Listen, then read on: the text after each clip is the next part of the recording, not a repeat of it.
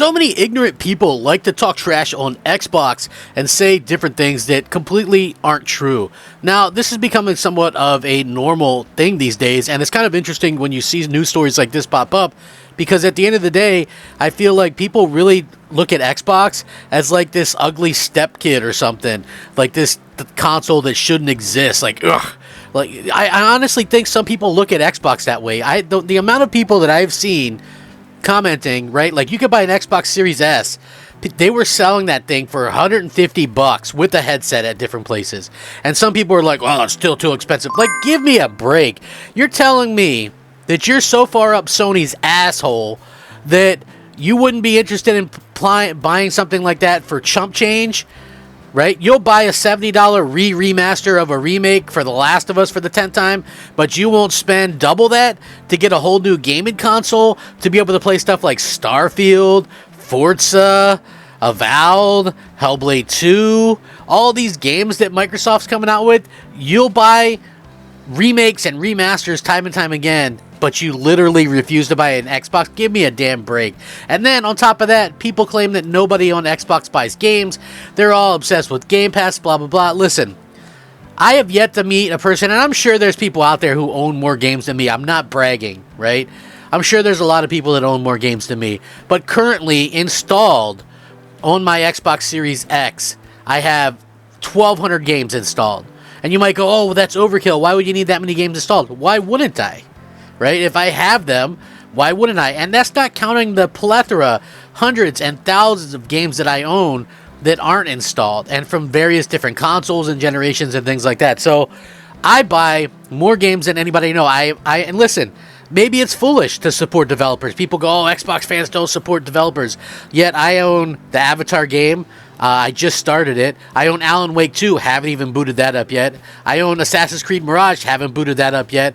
Beat RoboCop. Beat Starfield. Call of Duty Modern Warfare 3. So I buy all the latest games that really interest me, but I also have Game Pass and love it. Right? So again, to claim that nobody on Xbox buys games is utterly ridiculous. So here's an interesting thing. Baldur's Gate 3 has already become the top-selling Xbox title on Xbox, excuse me. People said, oh, blah, blah, blah, it won't do this, it won't do that. But here's the funny thing, right? This game, which does not appeal to me, but it did win Game of the Year, and I can understand why some people would appeal to it. And listen, I'm not against that. Great, you guys want to play that game? I think that's awesome. Here's the funny part. When this game was a pseudo PlayStation exclusive, remember? Oh, this game's on PlayStation because Xbox sucks. They can't get it to work on the Series S. Blah, blah, blah, blah, blah, blah, blah, blah. The game did not go to number one on PlayStation, mind you. But it goes to number one on Xbox, which is pretty good. And people go, Xbox gamers don't buy games. They wait for it to come to Game Pass, blah, blah, blah. Just like the other platform, Baldur's Gate 3 has been on a stride on Xbox Series console, as the RPG has sold like hotcakes. On sale since its arrival barely a week ago, now it hit a major milestone that even Larian Studios director of publishing had to acknowledge. The dev recently took to Twitter and gave a shout out to Xbox players that put Baldur's Gate 3 at the number one spot amidst the competition.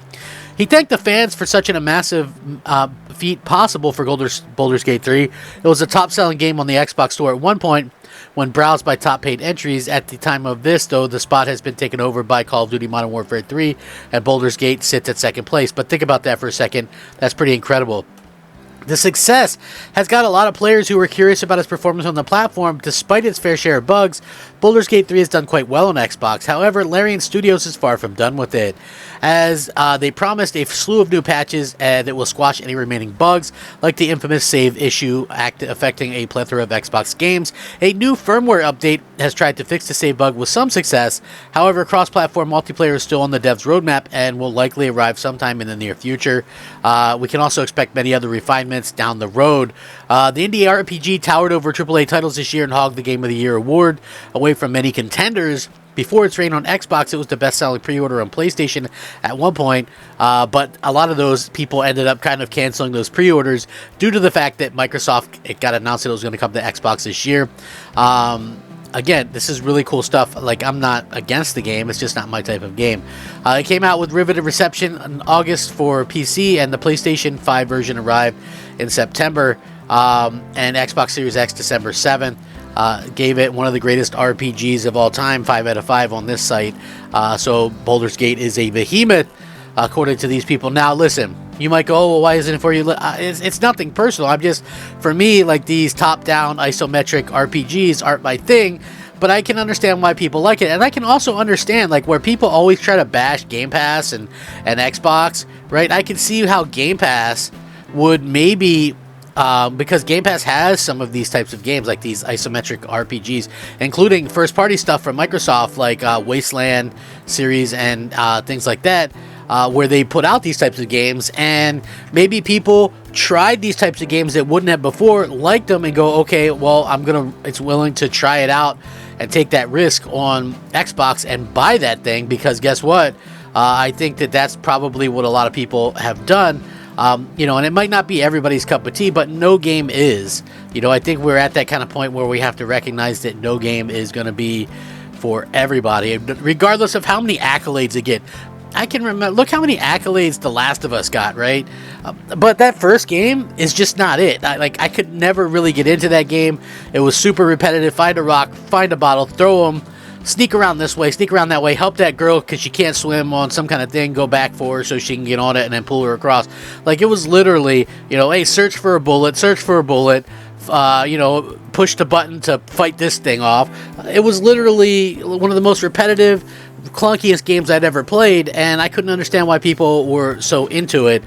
You know what I mean? And so awarded. But again, not every game is for me, and I completely understand and respect that. I'm sure a lot of people like that game, and it's fine. Sure, a lot of people like Baldur's Gate. It's not a game for me, but hey, God bless anybody who is interested in it. I think that is fantastic. And at the same time, I think that what Microsoft is doing here is really great, because Baldur's Gate developer was quick to say, hey, we're not going to put this game in Game Pass, blah, blah, blah. And, good for them. They're an indie developer. They have this Game of the Year contender. They have the swag to kind of do it. There was probably a particular point where Microsoft could have locked this game down for very little money into Game Pass, but I think that time has passed since it got such glowing praise.